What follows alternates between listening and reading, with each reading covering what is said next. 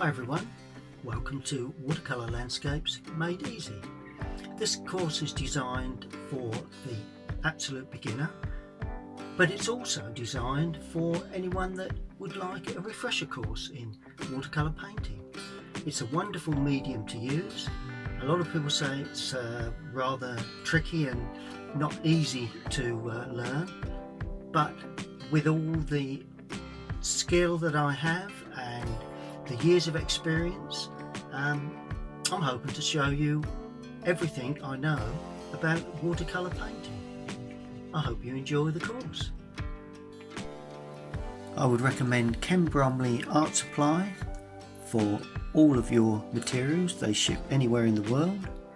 And well, I'm going to run you through the basic materials that I would suggest you acquire. Now, there's all sorts of materials, prices and brushes, different makes of paints, but basically this is a suggestion of what you really need to start painting in watercolour. We've got varying mixing trays here, as you can see. We've got 3 brushes, we've got the tubes of paint, we've got a pencil, I've got a sharpener there and a rubber there just in case, varying mixing trays, and of course the masking tape for securing the paper. Kitchen roll, that's very important, paper towel of some sort, and a water container. So what I would like to do is to run through those individually so that I can tell you more about each individual element of the materials. Okay, well, those are basically the materials you need, really. You need a mixing palette, somewhere where you can mix and somewhere where you can squeeze the tubes in. Because I like working from tubes. Those are the tubes of paint. Obviously you'll need a pencil, and a putty rubber is ideal. For this particular beginner's course you will only need 3 brushes, and of course your watercolour paper and a couple of other things. A water container, could be glass, but I've got a plastic one there, and some masking tape, could be any masking tape, but they are the basic materials that you need to start to paint. First thing I want to do is to have a look at each individual part of those materials, so I can get all the sizes and colours and everything you will need. Well, let's start by looking at the paper. I prefer Bockingford paper, £140 in weight, purely because it's quite a nice white paper. It's not that expensive. That's a small A4 sheet of it, but that does come in these type of books. This is just a manufacturer here in the UK, but you can buy them in other forms throughout the country, obviously online, and I use them for general sketches, so it's a good thing to start with Bockingford paper. It's easy to use and comes, as I say, in a nice white format. It's £140 Bockingford, not surface watercolour paper. So that's the paper. Next we have the pencil. Really only need 1 pencil. That's a 2B, and that's the make there. 2B pencil, sharpened with a putty rubber. I would recommend a putty rubber the reason they call it putty rubber is that, as the name suggests, it's quite soft, and if you actually, when you mark on the paper like that, when you come to rub out, because it's so soft, it doesn't actually tear the paper. There we go. Look, rubs out perfectly without tearing the paper. If you use a hard rubber, then you'll find that'll spoil the surface of the paper. When you paint on top of it, you will get a little bit of mottling. So that's what I would recommend: a putty rubber and a 2B pencil, any make really, but that's the make that I've got there. Next comes the brushes, which are, I've got a number 6, a number 8 and a number 12.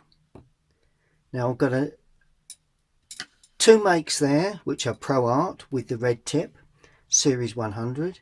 This one is a Rosemary & Co. That's a series 344. They don't have to be that particular make, but any reasonable quality brush would be sufficient really. They point well, and those really, for the beginner's course, are all the only 3 brushes that you will actually need. Now the palettes, well, they come in lots of different shapes and sizes, but I mean, let's have a look at some smaller palettes there. Which are all very good. I mean, these palettes are useful, but I prefer to have a palette with mixing sections plus small sections to squeeze the paint from the tube. I prefer using paints from the tube because you can squeeze them in, allow them to dry, and once they're dry, you just stimulate them with water. If you use them straight from the tube, they can be a little too loose. You pick up so much paint, before you know it, you end up using more paint than you really need. These little palettes here are very useful, but as you can see, I've got colour in there, but there's very little mixing area. You could combine that with that, so you could use that for some of your paints and that for mixing. But of course, if you've got a tray like that, then you have everything you need. They're not very expensive, fairly inexpensive. And what I've done here, I've put in the colours, and I've put on a piece of tape with the names of the colours on their corresponding sections. So that way, when you're learning, you learn to pick up, you know, lemon yellow, cadmium lemon, ultramarine, whichever colour you're going to use. They would be that'd be my recommendation. Now the paints, well, for the beginner, the Cotman colours by Winsor & Newton are adequate. They're not that expensive, and I would say that they're quite adequate if you're a beginner. If you want to move up at a later stage, then the artist quality, or as they are called today, professional quality, what they're called as professional watercolors.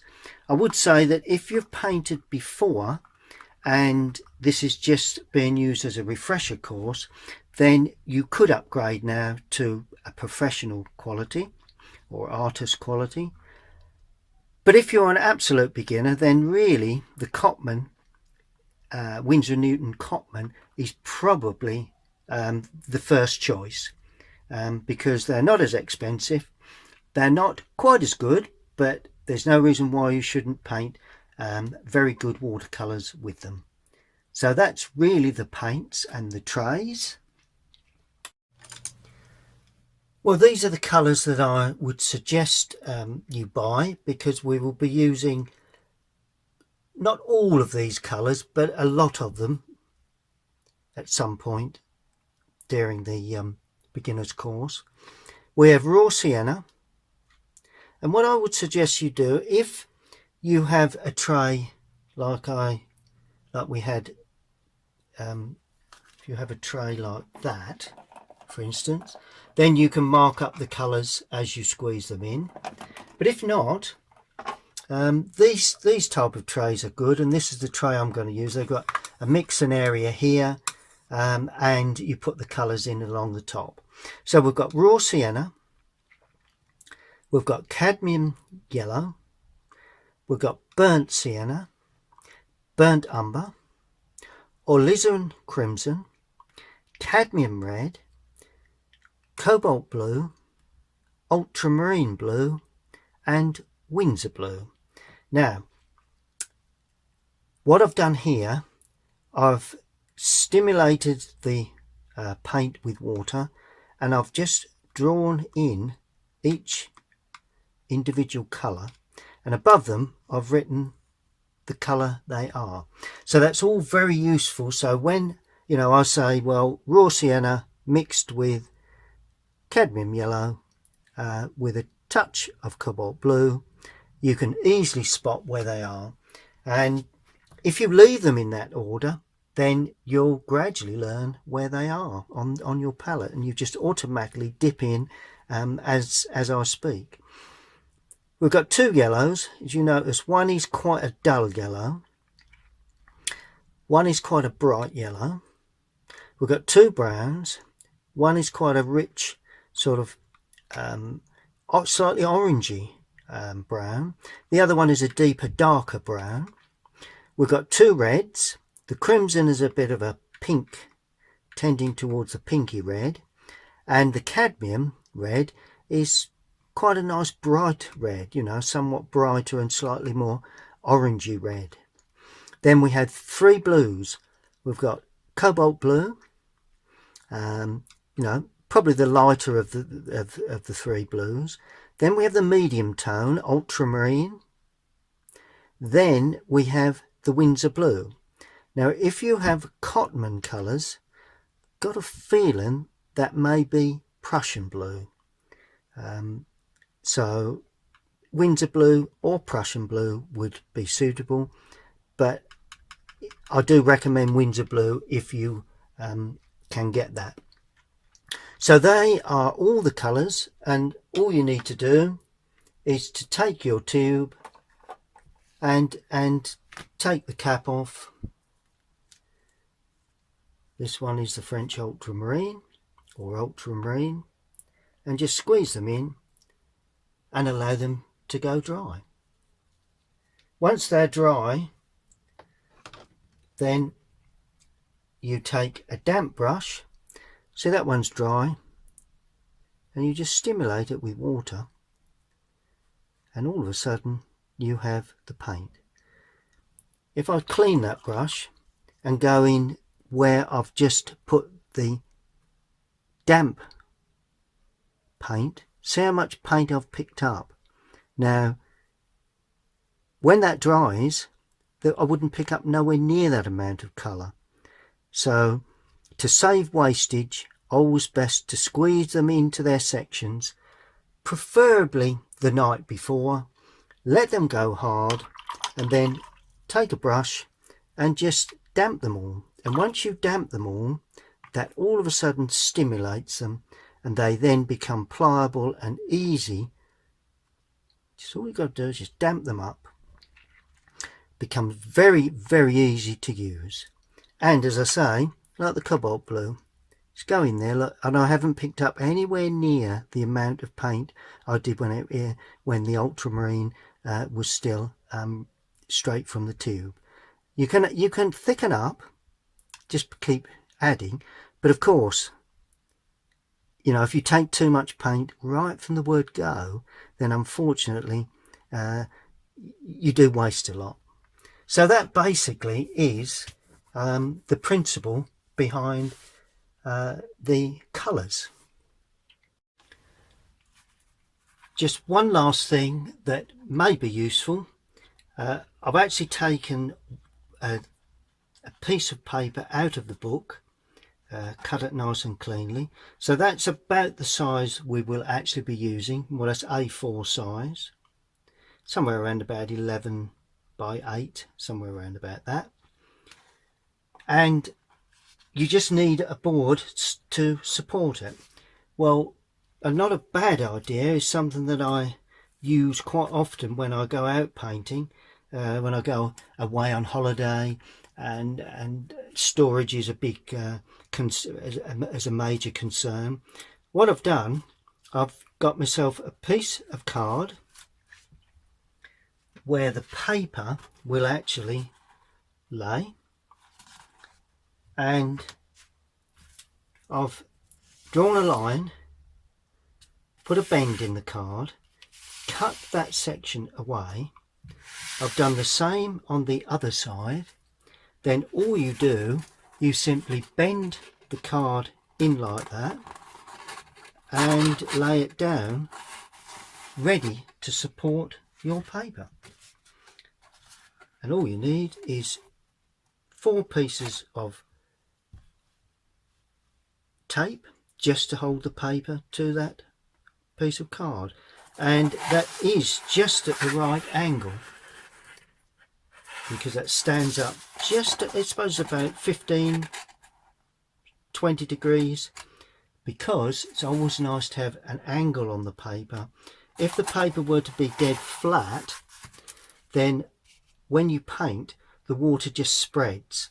For landscape painting, you really need a bit of an angle on the card. That way you paint and you get a general rundown, and when I start to paint, you will see the logic behind that theory. The only other thing I do, because that folds flat, it's very useful when I can go in a case or a bag. But to hold it upright, I then have another piece of card that I've notched out. You can see those notches there and there. I've also notched out the 2 ends there and there. And all you do, you slide that in to there and that into there, and that holds it nice and rigid, ready for your paper to be mounted onto the top. Now, if you want to work on a larger piece of paper, then obviously you'd make a larger support. There are other things on the market that table easels and all the rest of it. Lots of those sort of things on the market. But if you prefer just to work straight from your book, then that's fine too. That's not a problem. You can work straight from the book. The only thing I would say is, if you work straight from the book, then there again, a piece of tape in the 4 corners just keeps the paper from lifting up. So that really is all you need, apart from, of course, the water jar, a water container, and that's about it really. Brushes, there's the brushes, pencil, rubber, mixing tray, and the necessary paints that I've suggested. Well, there we have basically all the materials that you will need to start painting landscapes using watercolour. Part 2 of my course will be looking at painting 3 simple landscapes. That will be on my YouTube channel this coming Friday from 6 PM UK time, but of course you can watch any time after that. Thank you for watching.